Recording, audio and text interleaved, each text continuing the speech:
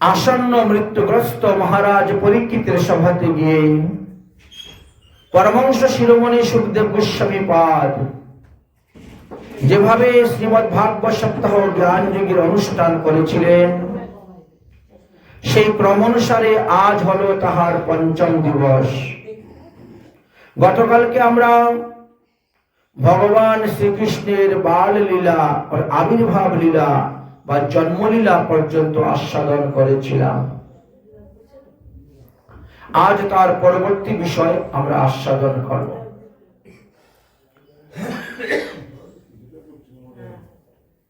পরমহংস শিরোমণি সুখদেব গোস্বামী পাদ রাজা পরীক্ষিতের কাছে বসুদেবের পুত্র শ্রীকৃষ্ণের জন্মলীলার কথা কালকে স্পষ্টভাবে বর্ণন করেছেন, কিন্তু নন্দনন্দন কৃষ্ণের কথা তো বর্ণন করেন নাই। কারণটা কি ছিল? কারণ হলো বসুদেবের পুত্র যে বাসুদেব কৃষ্ণ,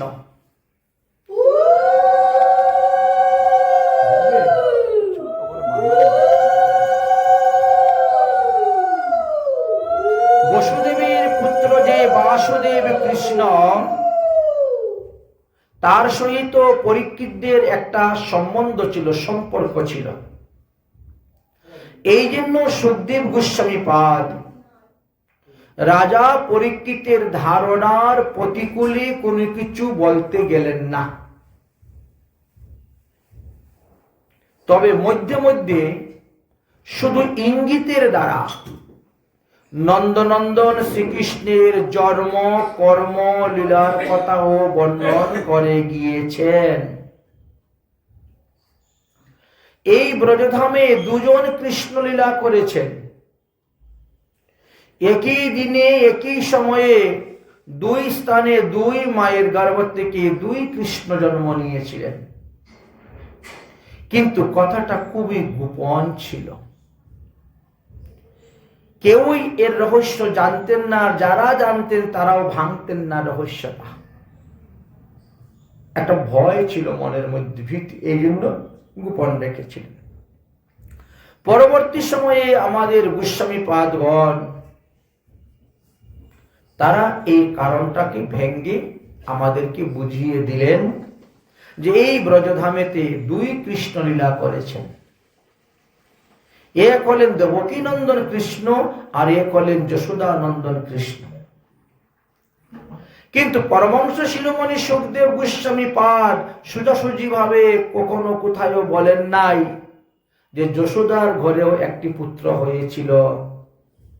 তিনি যশোদার ঘরে কন্যা হয়েছে এই কথা বলেছেন, আর বসুদেবের ঘরে পুত্র হয়েছে, দেবকীর ঘরে পুত্র হয়েছে, এই কথাটি তিনি বলেছেন,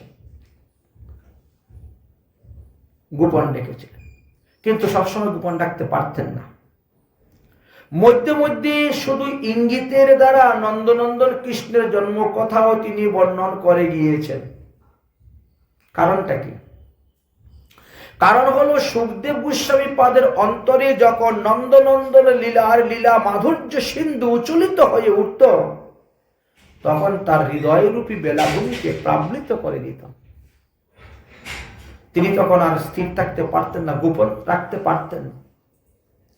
কিন্তু গোপন রাখতে হবে যাতে পরীক্ষিতের ধারণার প্রতিকূল না হয়। এই জন্য কেবলমাত্র ইঙ্গিতের দ্বারা নন্দনন্দন কৃষ্ণের কথা বলে গিয়েছেন। কেন তিনি ইঙ্গিতের দ্বারা বললেন, তার পিছনে আরেকটা কারণ আছে। কারণ নন্দনন্দন কৃষ্ণের যে লীলা, এই লীলা কেবল ব্রজবাসী গণেরই অনুভবের বিষয়, অন্য কারো নয়। এবং যারা ব্রজের ভাবে উপাসনা করে তাদের ক্ষেত্রে আমাদের উপাসনাটা দুই রকম আছে, এক হলো বিধি মার্গ আর এক হলো রাগ মার্গ। বিধি মার্গে বলবেন বৈকুণ্ঠের নারায়ণই কৃষ্ণ হয়েছেন, দেবকীর গর্ভে এসেছেন, ব্রহ্মাদি দেবগণ স্তুতি করেছেন। আর রাগ মার্গে বলবেন না না, এই নারায়ণ হলেন 15 কলা। আর মা যশোদার ঘরে যে সন্তান কৃষ্ণ অবতীর্ণ হয়েছে তিনি হল শূল্যকলা। দুই কৃষ্ণের মধ্যে পার্থক্য আছে। আজকে আমাদের গোস্বামীগণের সিদ্ধান্ত অনুসারে সেই কথাটাই আমরা ভাঙব।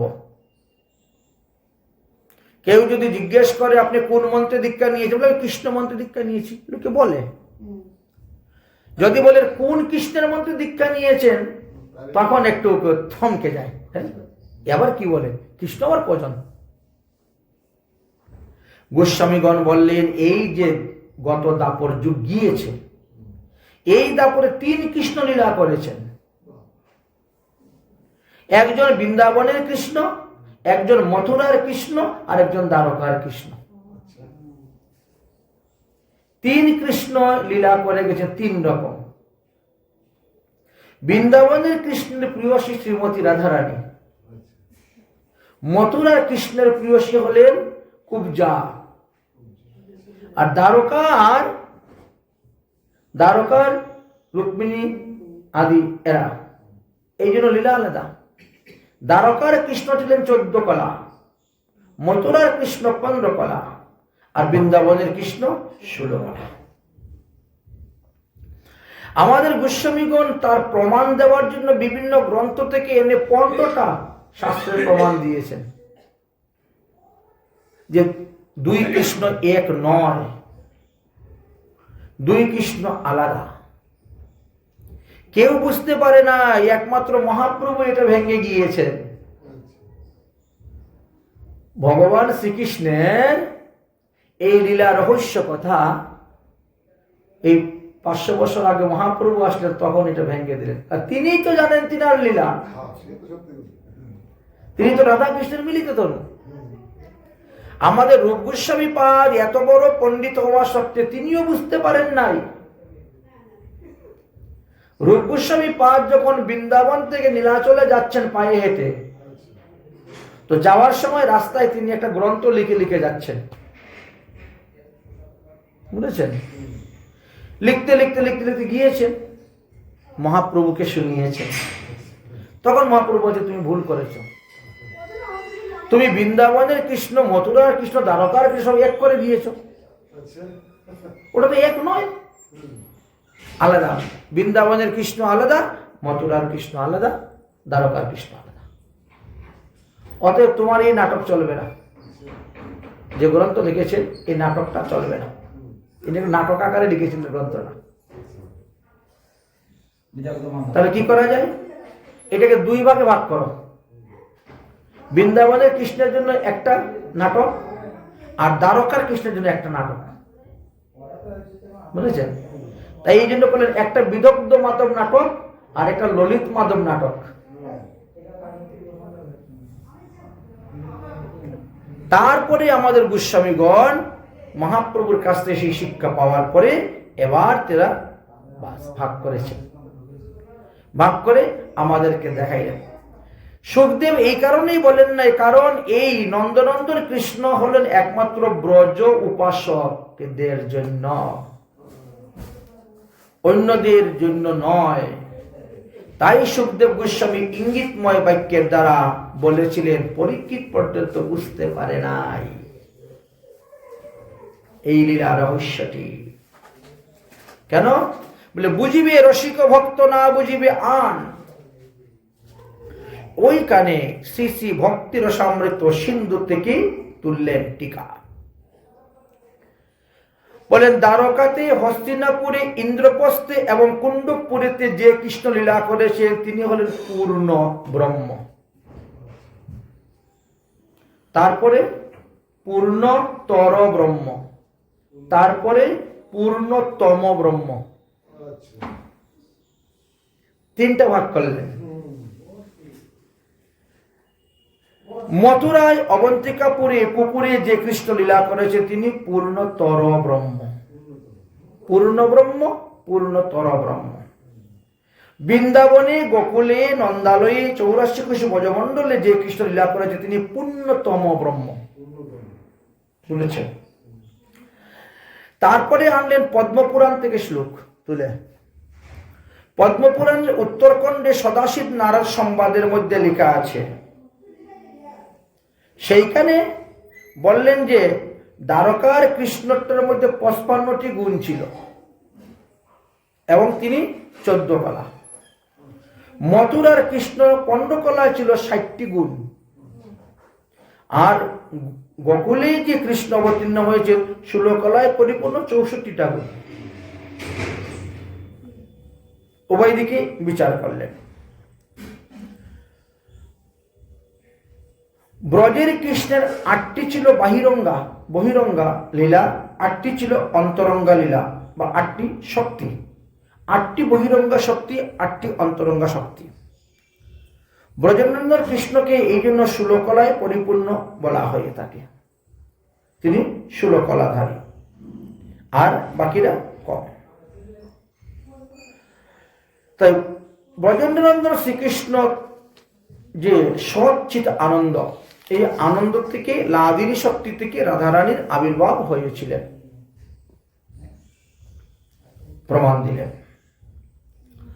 পৃথিবী যখন ব্রহ্মা আদি দেবগণকে নিয়ে ক্ষীরসাগরে গিয়েছিলেন, তখন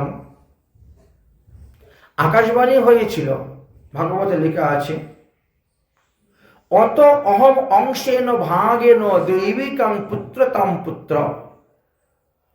আকাশবাণীতে বলেছিলেন, হে দেবগণ, তোমরা যাও, নিজ নিজ রূপে পৃথিবীতে অবতীর্ণ হও, আমি ভবিষ্যতে দেবকীর পুত্র রূপে এক অংশে জন্মগ্রহণ করিব। এক অংশে। আর পূর্ণ অংশেতে আমি যশোদার ঘরে জন্মগ্রহণ করব, কারণ যশোদারও এক নাম দেবকী। তিনি সবাইকে যশ দান করেন বলে তেনাকে যশোদা বলা হয়েছে। কেউ আসলে আসো আসো আসো আসো, বসো বসো বসো, এটা খাও ওটা খাও, এই করো, মানে সবসময়। এই জন্য তিনার নাম, আসলে বাস্তবে তিনার নাম যশোদা নয়, যশোদাতি ইতি যশোদা। যে আসে তাকে খুব আদর, খুব সম্মান, খুব মান দেন, খুব যশ দেন। তার একটু গুণ পেলে বিরাট বিস্তার করে বলেন, বলেছেন গুণের কথা। এই জন্য তিনার নাম যশোদা। তার প্রমাণ কোথাতে তুলে নিয়ে আসলেন? হরিবংশ পুরাণ। হরিবংশ পুরাণে আছে, দে নামনি নন্দভার্যায়া যশোদা দেবকী কৃতি। দে নামনি, 2টা নাম ছিল যশোদার, এক ছিল দেবকী আর এক ছিল যশোদা। এখন ভগবান বলছেন, আমি দেবকীর ঘরে জন্মগ্রহণ করব। কোন দেবকীর ঘরে জন্মগ্রহণ করলেন? নন্দের স্ত্রী দেবকী না বসুদেবের স্ত্রী দেবকীর ঘরে? বললেন, দুস্থানেই করেছি, ওখানে অংশ আর এখানে পূর্ণ। কথাটা এই গোপন ছিল।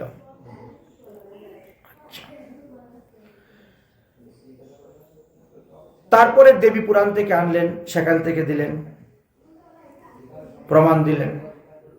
দেবকী এবং যশোদা দুজনেই অসম্পূর্ণ গর্ভাবস্থায় সন্তান জন্ম দিয়েছিলেন। মানে 10 মাস 10 দিনে পূর্ণ হয়, গর্ভ পূর্ণ। কিন্তু তার আগেই জন্ম দিয়েছিল, 8ম মাসে জন্ম হয়েছিল। 2 মাস তখন বাকি ছিল, দুজনেরই। 8 মাসে সন্তান হয়েছিল। কারণ সেই শুভ দিন, শুভ অক্ষর, শুভ নক্ষর, শুভ মুহূর্ত দেখে তো আসতে হবে ভগবানকে। এই 2 মাস আগেই চলে এসেছে, 8 মাসে চলে এসেছে। তবে এখন 8 মাসের সন্তান বেঁচে যায়, আগে সন্তান মরে যেত। 8 মাসের সন্তান 7 মাসে তো বেঁচে যায়। যাই হোক, বিষ্ণু দেব রূপীর নাম দেবকা আবিরাস। ভগবান দেবকী দেবতা রূপী দেবকীর গর্ভে আবির্ভাব হয়েছেন। বসুদেব। আচ্ছা, এখন প্রশ্ন হলো, মানলাম যে যশোদা যমজ সন্তান প্রসব করেছে, এখানে প্রমাণ দিয়েছেন যে যশোদা যমজ সন্তান প্রসব করেছিল, একটা ছেলে আর একটা মেয়ে। তাহলে বসুদেব যখন তিনার সন্তানকে কুলে করে নিয়ে গেলেন, তখন তো তিনি ছেলেটাকে দেখতে পেলেন না। তিনি একটা মাত্র কন্যা সন্তান দেখলেন, যশোদার পাশে শয়ন করে আছে। তোমার সেই ছেলেটা গেল কোথায়? বললেন যে ওই ছেলেটা ওখানেই ঘুমন্ত অবস্থায় ছিল, কিন্তু যুগমায়ার কারণে তিনি দেখতে পেলেন না। জাদুঘররা দেখে না ভেলকি লাগাই দিয়েছিল, হ্যাঁ, ওখানে থাকা সত্ত্বেও দেখা যাচ্ছে না। যুগমায়ার কারণে কৃষ্ণ ওখানেই আছেন শুয়ে, কিন্তু বসুদেব দেখতে পাচ্ছেন, দেখছেন এই জায়গাটা খালি ফাঁকা। আর যখন তিনি নিজের পুত্রকে ওখানে রেখেছেন, তখন দুই কৃষ্ণ এক হয়ে গেছে, দুই কৃষ্ণ এক হয়ে গেছেন। এই কথাটা কোথায় বলেছেন জানেন? কৃষ্ণ জামল গ্রন্থেতে। বসুদেব সুতং শ্রীমান বাসুদেবম অখিলাত্মনি লীন নন্দ সুতে, লীন নন্দ সুতে রাজন মন ঘনে সৌধামিনী যথা। যেমন আকাশে বিদ্যুৎ চমকায়, বিদ্যুৎটা কোথায় যায়? ওই মেঘের মধ্যে বা লীন হয়ে যায়, আকাশে তো লীন হয়ে যায় বিদ্যুৎটা। ঠিক তেমনি ভাবে ওখানে নন্দনন্দন কৃষ্ণ আর যশোদানন্দন কৃষ্ণ, দুই কৃষ্ণ এক হয়ে গেলেন। যার কারণে পরের দিন সকালবেলাও যখন দাসীরা গেল, গিয়ে দেখলো, তখন কিন্তু দুই কৃষ্ণ দেখে নাই, এক কৃষ্ণই দেখেছে।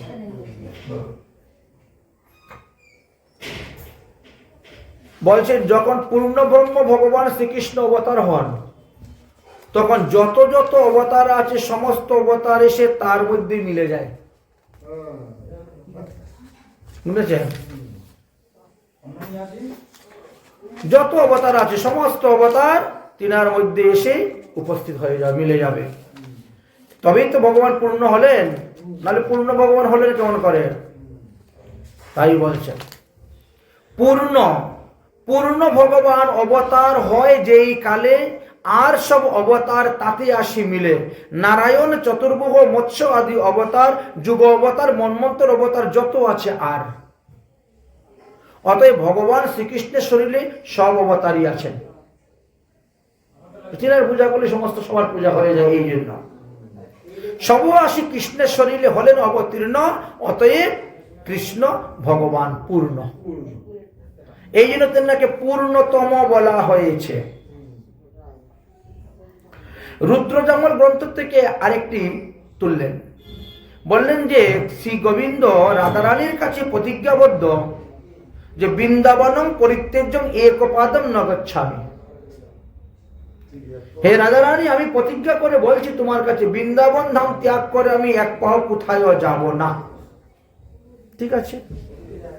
তো যদি এই প্রতিজ্ঞাই করে থাকেন, তাহলে মথুরায় কে গিয়েছিল কংসকে মারার জন্য? মথুরা কিন্তু বৃন্দাবন থেকে আলাদা, মথুরা বৃন্দাবনের মধ্যে পড়ে না। আমরা বলি, কিন্তু শাস্ত্র বলে নেই।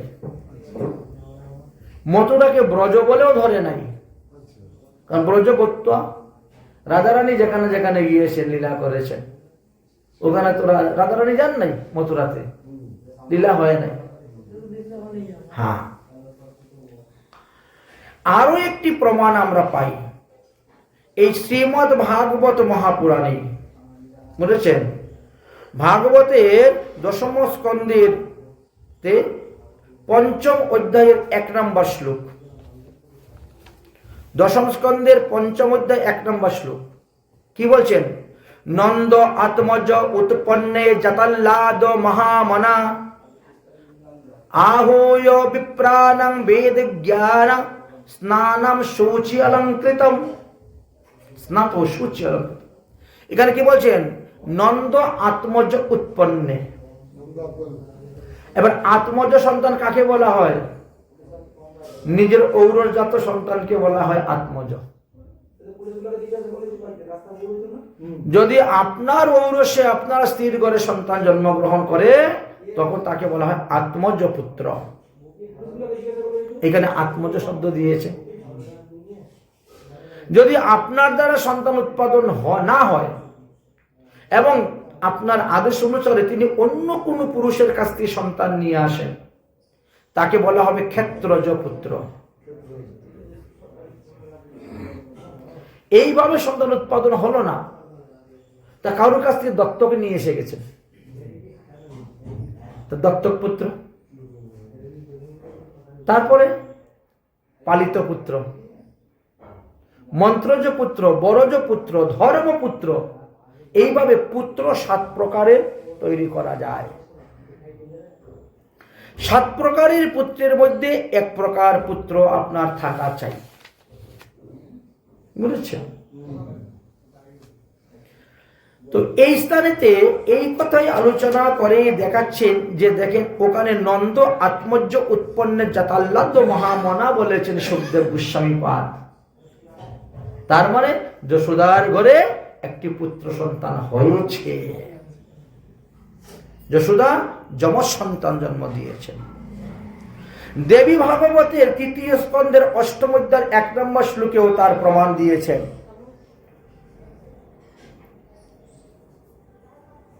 অত ব্রজস্য ভাগম খণ্ডনম ব্রহ্ম, ব্রজেতে অখণ্ড কৃষ্ণ ভগবান জন্ম নিয়েছেন, আর মথুরায় খণ্ড কৃষ্ণ জন্ম নিয়েছে, অংশ, খণ্ড মানে অংশ। তারপরে আরো একটি প্রমাণ দিলেন কি, কংস। কংসের হাত থেকে যখন যুগমায়া উড়ে গেল তখন কংস কি বলছে, অদৃষ্টা অনুজা বিষ্ণু, অদৃষ্টা অনুজা বিষ্ণু মানে অনুজা কাকে বলা হয়, ছোট বোনকে, ছোট বোনকে অনুজা। তাহলে বিষ্ণুর ছোট বোন আমার হাত থেকে পিছকে আকাশে উড়ে গেল, অষ্টভুজা রূপ ধারণ করে আমাকে বলল তোকে যে মেরবে সে কোথায় জন্ম নিয়েছে, এই বলে অদর্শন হয়ে চলে গেল। তো বিষ্ণুর অনুজা বলছেন। তো আগে ভগবান শ্রীকৃষ্ণ জন্ম নিয়েছেন, অষ্টমী শেষ হয়ে গেল, নবমী আরম্ভ হয়ে গেল, যুগমায়া জন্ম নিয়ে নিলেন। তাহলে কংসের এই বাক্যের দ্বারাও অনুমান করা যাচ্ছে যে হ্যাঁ, যুগমায়া যে কথা বলেছেন তার মানে যুগমায়ার আগে কৃষ্ণ এসেছেন আর পরে যুগমায়া এসেছেন। এই জন্য বললেন যে সেখানেও যমজ সন্তান জন্ম দিয়েছিলেন যশোদা। যাই হোক, নন্দ মহারাজ যখন জানতে পারলেন তখন তিনি মনের আনন্দে আসলেন, জাতকর্ম সংস্কার করাইলেন, 56 মণ তিল দান করেছিলেন। হ্যাঁ, পুত্রের আনন্দে আর কি। হ্যাঁ, পুত্র সন্তান। কেন তিল দান করলে পরে তিল পরিমাণ পাপ থাকবে না আপনার শরীরে। তিল দান একটা মহাদান। মাধব সর্বভূত আত্মা সর্ব কর্ম ফল প্রদান তিল দানেন মহত্তা সর্বান কামান প্রয়শ্চত। তিল দানের দ্বারা আপনার যত কামনা বাসনা আছে সব পূর্ণ হয়ে যাবে। চতুর্দিকে রাষ্ট্র হয়ে গেছে, ঘোষণা হয়ে গেছে যে নন্দ মহারাজের একটি পুত্র সন্তান হয়েছে। চলো চলো চলো চলো আমরা দেখতে যাব বলেছেন। সবাই এসেছেন দেখার জন্য। ব্রজবাসীগণ বলছেন নন্দঘর আনন্দ আয়। আজ নন্দ মহারাজের ঘরে আনন্দ এসেছেন। আচ্ছা, তারা জানলো কেমন করে বলেন তো? কৃষ্ণকে দেখে তারা এত আনন্দ পেয়েছে, এই জন্য আনন্দ। আর বাস্তবে তো ভগবান সচিদানন্দ, ওই নামের সঙ্গে মিলে গেল। কিন্তু এই জন্য সবাই কি বলছেন, নন্দঘর আনন্দ হায়ো জয় কানাইয়া লাল কি, নন্দঘর আনন্দ ভালো জয় কানাইয়া লাল কি। হাতি দিনো ঘোড়া দিলো ওর দিনো পালকি, হাতি দিনো ঘোড়া দিলো ওর দিনো পালকি। জোবান কো হাতি ঘোড়া বুড়ান কো পালকি, জোবান কো जवान को हाथी बुरा बुरन को पालकी, जवान को हाथी बुरा बुरन को पालकी। नंदघर आनंद भयो जय कन्हैया लाल की, नंदघर आनंद भयो जय कन्हैया लाल की, नंदघर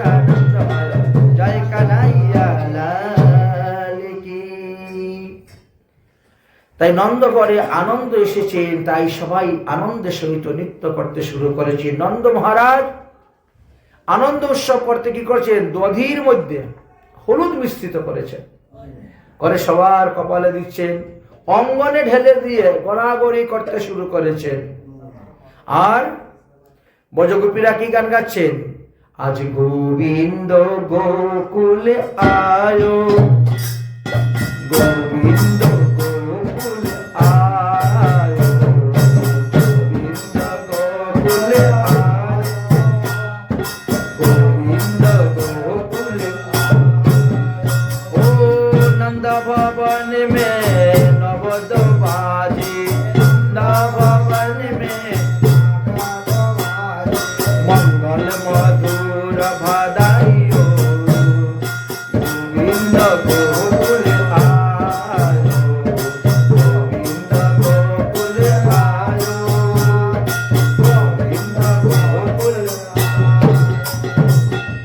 ইতক গোকুল মথুরা নগরী, ইতক গোকুল মথুরা নগরী, বিচি মে বেহেতে যমুনা ডাগরে, বিচি মে বেহেতে যমুনা, বিচি মে বেহেতে যমুনা ডাগরে, বিচি মে गोकुल में सुख मथुरा में दुख, गोकुल में सुख मथुरा में कंस की मोर मोरायो, मोरायो रे, गोविंद गोकुले आयो, गोविंद गोकुले आयो, गोविंद गोकुले आयो, और गोविंद गोकुले। এক এক দল আসছেন, গান গাচ্ছেন, উপহার নিচ্ছেন, যাচ্ছেন, আরেক দল আসছে, এক দল যাচ্ছে, আরেক দল আসছে। একবার এমন এক দল এসেছে, এরা সে কি বলছে, লালা জন্ম শুনে আই যশোদা মাইয়া দে দে বাদাই, লালা জন্ম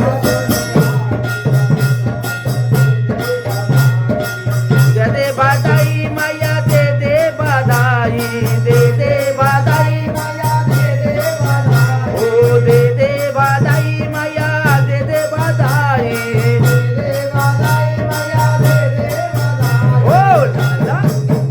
ও লালা জন্ম শুনে আই যশোদা মাইয়া দে দে বাদাই, লালা জন্ম শুনে আই যশোদা মাইয়া দে দে বাদাই। মা যশোদা তো একটা একটা করে দ্রব্য দিচ্ছেন, তারা আরো চেয়ে নিচ্ছে।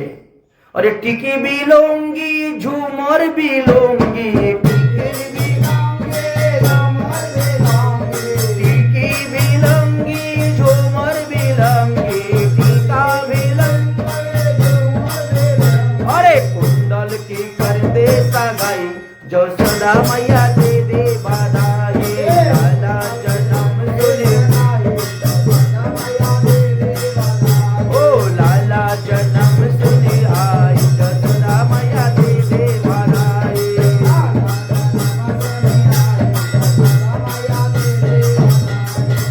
हार बिलोंगी हामेल बिलोंगी, हार बिलोंगी पायल बिलोंगी, माला की कर दे सगाई যশোদা मैया दे दे बधाई, दे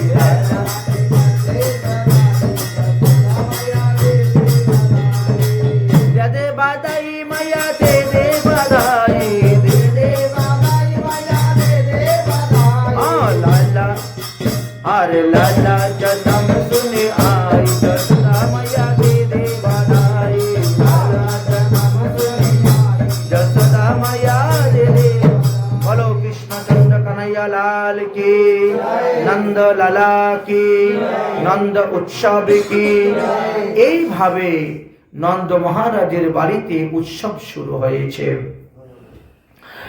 উৎসব একদিন নয়, দুদিন নয়, 3 দিন নয়, অষ্টমী রাত্রে তো হলো, নবমী, দশমী, একাদশী, দ্বাদশী চলছে উৎসব। নন্দ মহারাজ মনে মনে চিন্তা করলেন, এই আমার 90 বছর বয়সে একটা পুত্র সন্তান হলো, তো ভূতরাজ কংসকে কি খবরটা দেই। আনন্দের সবাই তো একটা চিন্তিত ছিলেন যে আমার তো বংশধর আর কেউ নেই বংশ রক্ষা, সবাই আশীর্বাদ করছেন যাতে একটা পুত্র সন্তান হয়। আর ব্রজবাসীগণ তো আমার জন্য পুত্রদা একাদশী ব্রত করেছে। সব ব্রজবাসীরা পুত্রদা একাদশী ব্রত নির্জলা করেছে, আর নির্জলা করার পর সেই ব্রতের ফল নন্দ মহারাজকে দান করেছে, যাতে তাও নন্দ মহারাজের একটা ছেলে হোক। এই জন্য নন্দ মহারাজ তাদের জন্য এত কিছু দ্রব্য দান দিতে শুরু করেছে। আর যেই আসছে দেখতেছে সেই আনন্দ পাচ্ছে। নন্দ ভগবান যেদিন থেকে অবতীর্ণ হয়েছে সেদিন থেকে সব মঙ্গল আর মঙ্গল, সর্বত্র মঙ্গল। মঙ্গল নয় শুধু কংসের। যোগমায়ার মুখ থেকে যখন শুনেছে কংস, তখন সমস্ত অসুরদেরকে নিয়ে বসে গেল মিটিং করতে। গোল মিটিং করলো, সিদ্ধান্ত করলো 10 দিন 15 দিন 20 দিনের মধ্যে যত সন্তান জন্ম নিয়ে সবগুলাকে মারো, একটাকেও রাখবেন না, তাহলে এর মধ্যে আমার শত্রু পড়ে যাবে। কিন্তু এই ঘটনাটা গোকুলের কেউ জানতেন না, এটা গোপন ছিল। কংসের তো মাথা ঘুরিয়ে গেছে এই আকাশবাণীর কথা শুনে আর যুগমায়ার কথা শুনে। কি ভাবলাম আর কি হতে কি হয়ে গেল। আকাশবাণীতে যে মিথ্যা কথা বলে এটা ভাবতে পারি নাই। দেবকীর অষ্টম গর্ভে পুত্র সন্তান হবে, আমার কাল হল কন্যা সন্তান। ভাবার মানে কিছু ভাবতে পারছে না। কিন্তু ভগবানের লীলা তো বোঝা বড় ভার, তার লীলা তো ব্রহ্মাও বুঝতে পারেন নাই। এই জন্য তো গীতাতে বলছে দৈবী এসং গুণময়ী মম মায়া দূরত্বয়া মাম বহে প্রবদ্ধন্তে মায়া মেতাং তরান্তিতে। ভগবানের মায়া, এই যে বৈষ্ণবী মায়া, এই মায়া থেকে পার পাওয়া বড়ই মুশকিল হয়ে গেছে।